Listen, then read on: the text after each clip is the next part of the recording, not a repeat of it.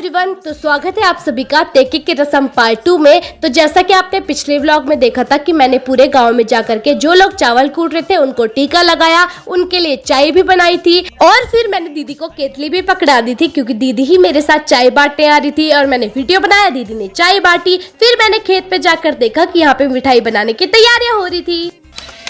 कुछ तैयारियां तो पहले हो चुकी थी और कुछ तैयारियां हो रही थी, जैसे कि ये चाची ताई लोग यहाँ पे बना रहे थे मिठाई और साथ ही उन्हें शेप दे रहे थे।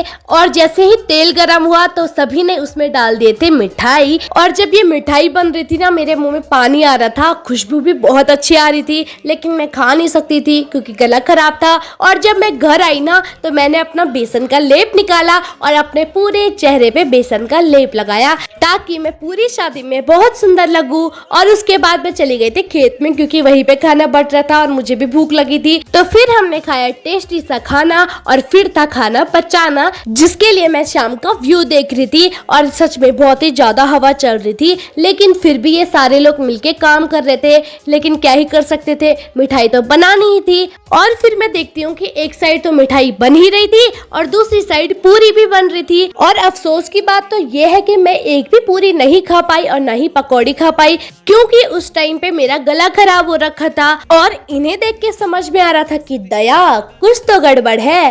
और फिर देखा कि ये बच्चे लोग शाम का व्यू एंजॉय कर रहे थे, वो भी पत्थर फेंक के। और एक ये मिठाई है कि सुबह से लेकर शाम हो गई, अभी तक बनी ही नहीं। और इसका एक ही रीजन है, वो रीजन दादी जी बताएंगी। हालत खराब हो गई है, क्या करें।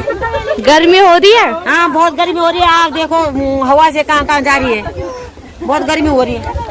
भगाने दोबारा बोलना।